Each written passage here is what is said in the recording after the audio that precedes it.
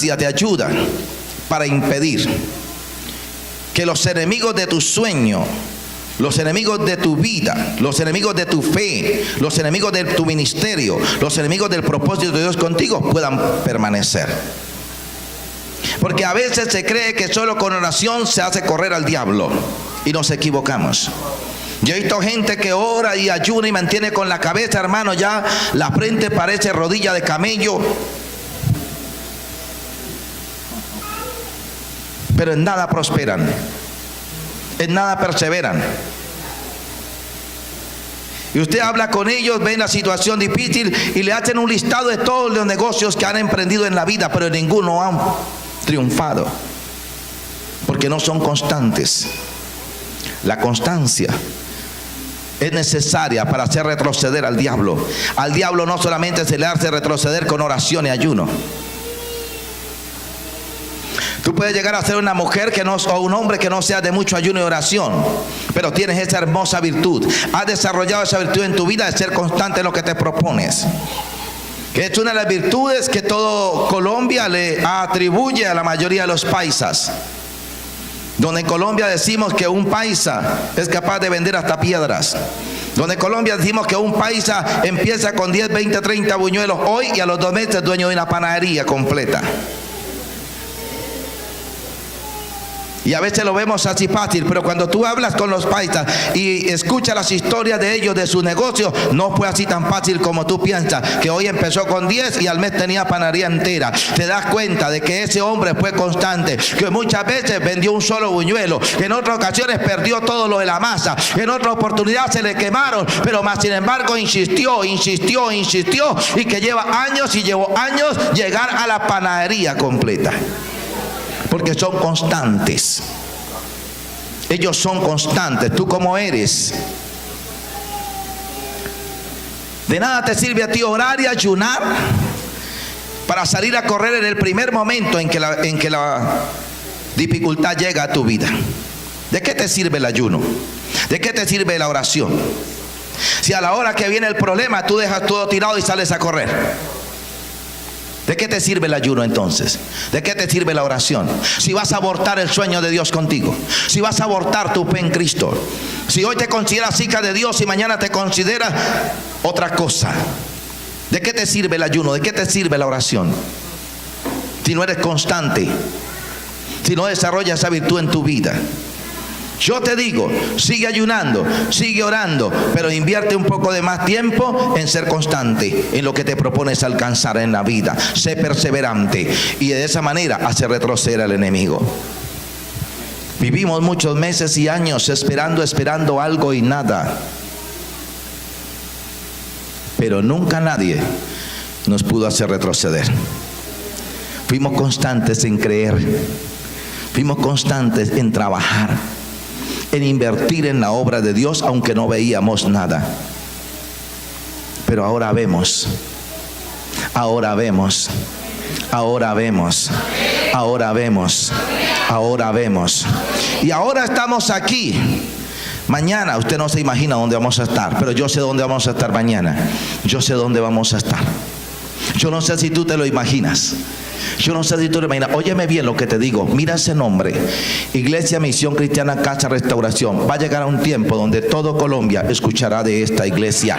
Todo Colombia escuchará de esta iglesia. Muchas naciones escucharán de esta iglesia. Muchas naciones llamarán a pedir predicadores y predicadoras de esta iglesia. ¿Por qué? Porque hemos sido constantes en ejecutar el propósito y el sueño de Dios.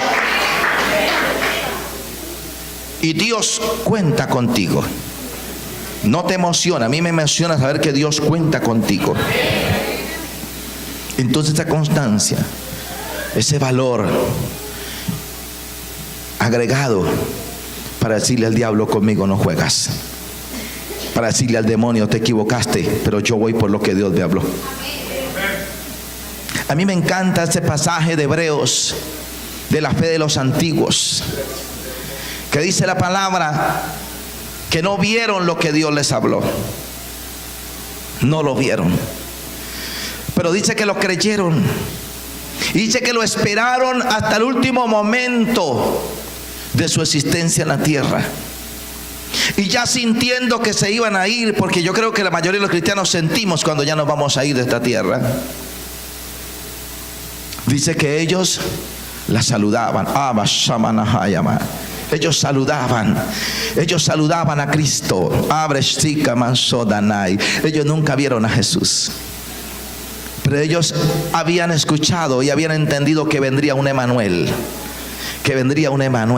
Y lo esperaron por años, y por años lo esperaron, lo creyeron. Por eso sacrificaron los becerros, por eso hicieron los sacrificios, hicieron tabernáculos, porque ellos creían en Emanuel. Ellos esperaban a Emanuel, pero nunca lo vieron. Pero antes de irse de la tierra, los saludaban desde acá, le estaban dando la bienvenida a Emanuel.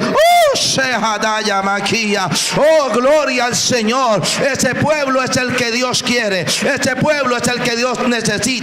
Constante en la fe, constante en el propósito de Dios. ¿Cuántos se atreven no a saludar? ¿Cuántos se atreven a tocar su carro? ¿Cuántos se atreven a tocar su auto? ¿Cuántos se atreven a tocar su casa?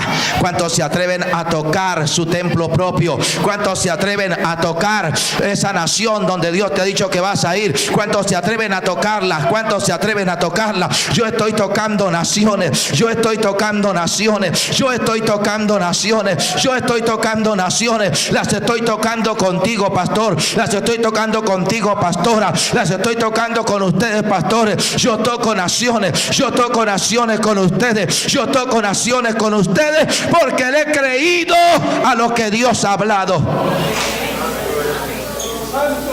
Yo las toco. Y aunque el servicio a Dios no debe ser por dinero, yo sé que con todas esas naciones y con todas esas ciudades viene la remuneración económica. Porque a mí el diablo se me ha parado de frente, disfrazado de evangélico, disfrazado de hermanos en la congregación, vulgares atrevidos, que me han dicho: ¿a usted qué le sirve hablar de fe si no tiene nada? Pero como les he contestado a muchos de eso, pero lo que vos tenés, lo tenés por una palabra profética que me dio Dios para vos.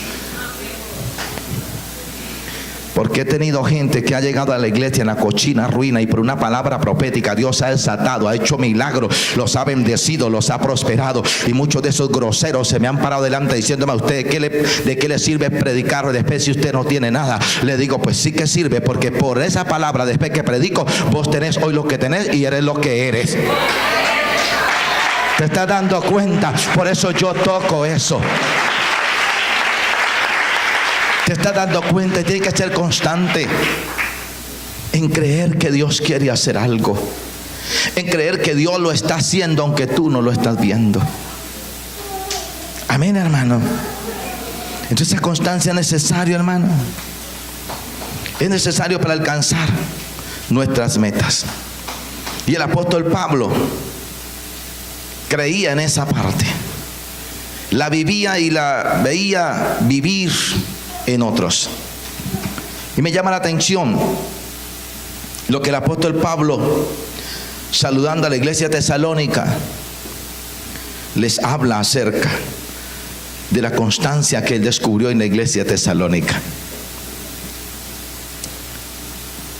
Y el apóstol Pablo escribe en su primera carta a la iglesia tesalónica, saludándola y comentando su satisfacción, como para él y quizás también para todos los demás apóstoles y consiervos, ministros, pastores, evangelistas, era tan alentador saber que había una iglesia de fe en Tesalónica, una iglesia que trabajaba por amor, una iglesia que se caracterizaba por ser constante en alcanzar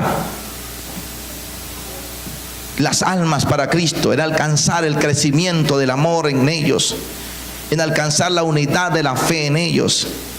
Y él les habla en 1 Tesalonicenses capítulo 2 o capítulo 1 mejor, verso 2, y los que quieren apunte lo pueden apuntar hasta el verso 10. 1 Tesalonicenses capítulo 1, 2 al 10.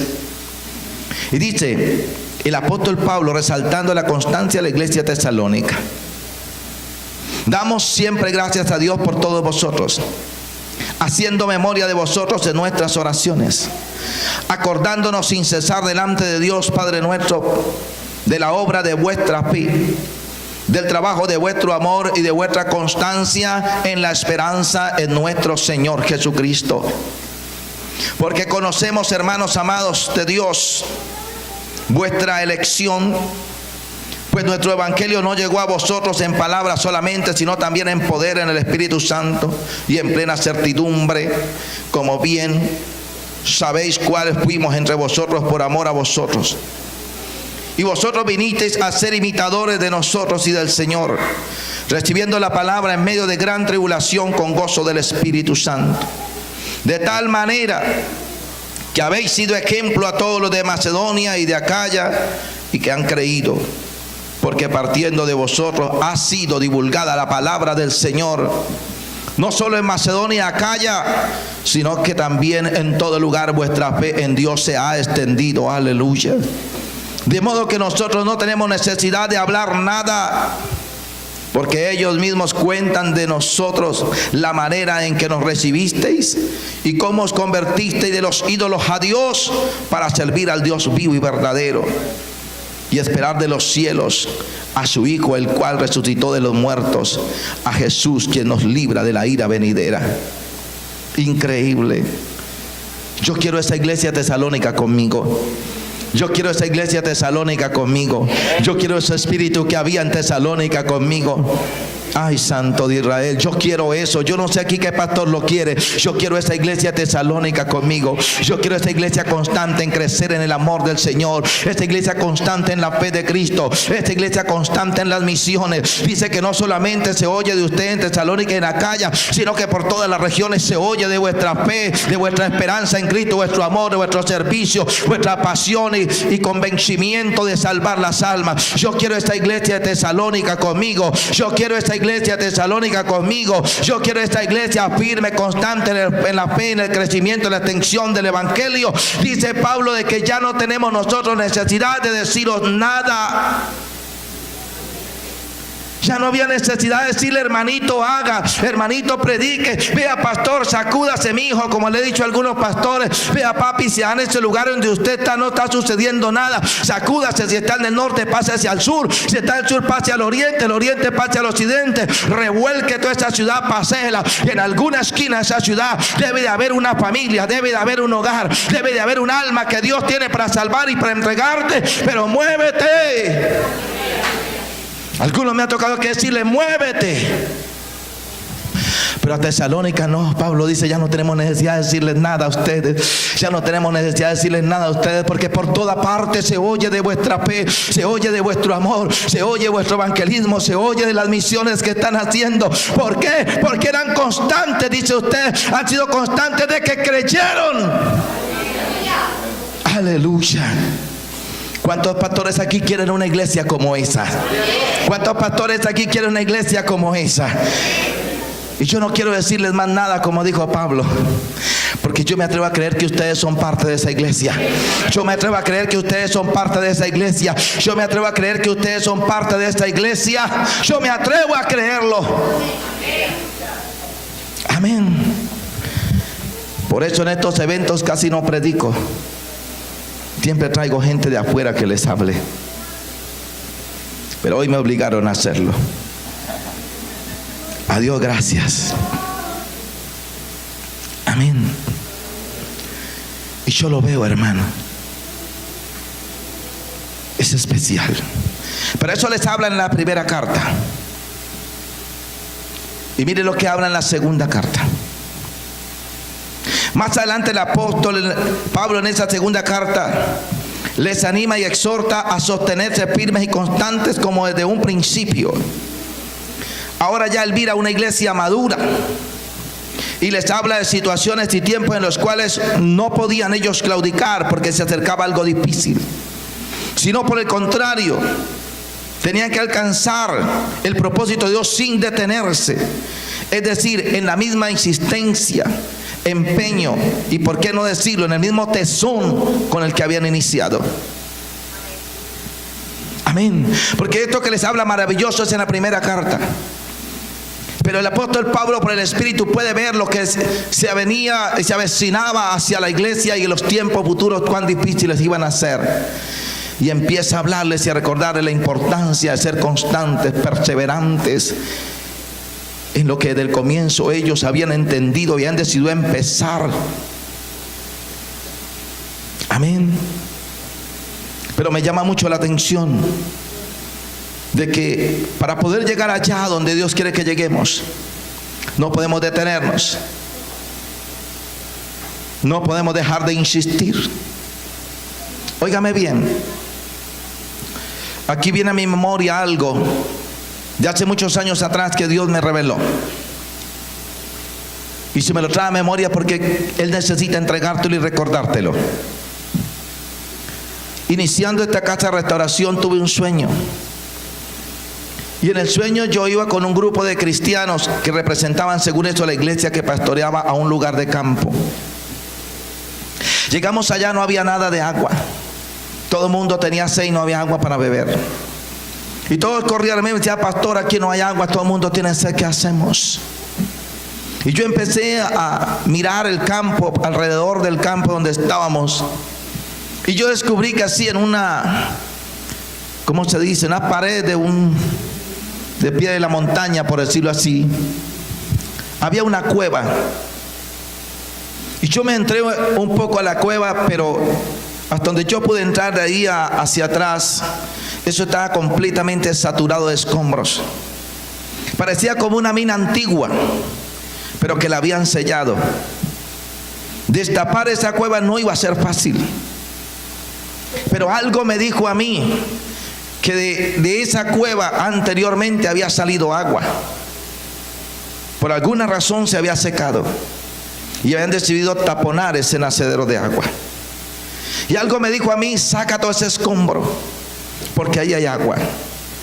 Entonces salgo yo a los sedientos y les digo: corten unas maderas, sáquenle punta a unos palos, tenemos que sacar todo esto, sacar todas esas piedras, y con unas barras los podemos sacar apalancados con palos.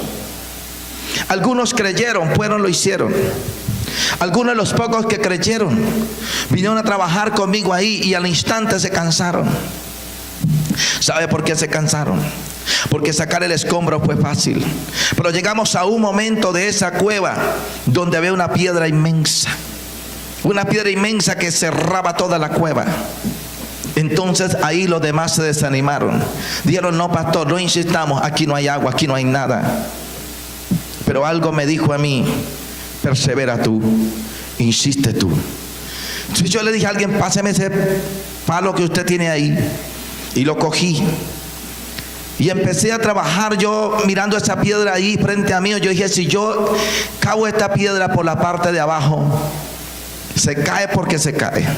Y empecé a cavar, y empecé a cavar. Y yo miraba hacia atrás, algunos miraban, otros estaban por allá muriéndose de sed, pero no ayudaban a hacer nada. Al ellos ver de que yo insistía en cavar esa piedra para derribarla, algunos se animaron y entraron otra vez a la cueva a ayudarme. Y empezaron a ayudarme a excavar esa roca para hacerla caer. Cuando en un momento que yo vi que habíamos avanzado bastante, yo empecé a sentir un ruido. Yo empecé a escuchar un ruido. Como cuando tú a lo lejos escuchas que hay un río. Y empecé a escuchar un ruido detrás de esa roca. Y algo me dijo a mí: diles que se salgan. Diles que se salgan y se hagan en las partes altas. Porque la presión del agua que está contenida detrás de esta roca la va a expulsar lejos. Y al que coja por delante lo mata. Entonces yo le dije: sálganse rápido, porque detrás de esta roca hay una fuente de agua y hay una presión de agua retenida por tanto tiempo y por tantos años, que esto, cuando salga ahora, esa piedra que usted ven tan grande va a ser expulsada a metros. Corrieron. Yo di los últimos palancazos que tenía que dar y salí. Y recuerdo tanto que en ese sueño cogí la mano de mi madre y subimos a una parte alta. Nosotros que alcanzamos a llegar a esa parte alta, cuando se escuchó como una explosión. Y cuando se escuchó esa explosión, esa piedra voló como si hubiera sido de icopor. Y el chorro de agua que salía ahí era tan grande como la boca de la cueva.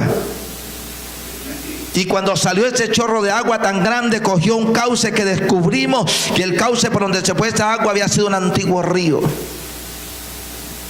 pero que se había secado. Y vimos cómo ese chorro de agua empezó nuevamente a regarse por todo ese río. Ahí los pocos que estaban conmigo gritaban, aplaudían, alababan, glorificaban a Dios. ¿Saber una cosa? Yo desde que creí en Jesús he creído en el avivamiento. Yo he creído en el mover del Espíritu Santo. Yo he creído en los milagros. Yo he creído en el poder y en la gloria de Dios. Y yo he creído que yo no cerraré estos ojos físicos hasta no ver una invasión del poder de la gloria de Dios a través de mi vida y en la vida de los que estén al lado mío, en milagros, señales y prodigios. Yo he creído en algo grande y poderoso. Y en esta hora yo me atrevo a creer y a decir que lo que Dios me dijo que había iniciado ya, lo que había esperado por tantos años, es aquello que Dios me mostró en la cueva. Yo lo estoy creyendo ahora. Y yo lo estoy declarando ahora. Y en esto tenemos que ser constantes. Ahora sé de qué Dios me estaba hablando. Pero a esa iglesia, Pablo le dice luego en la segunda carta de Tesalonicenses, capítulo 2, verso 15 al 17: así que, hermanos, estad firmes y retened la doctrina que habéis aprendido, sea por palabra o por carta nuestra. Y el mismo Jesucristo, Señor nuestro y Dios nuestro Padre, el cual nos amó y nos dio consolación eterna y buena esperanza por su gracia, conforte vuestros corazones y os confirme en toda buena palabra y obra. En la segunda carta le dice: así que, hermanos míos, estar firmes. Amén.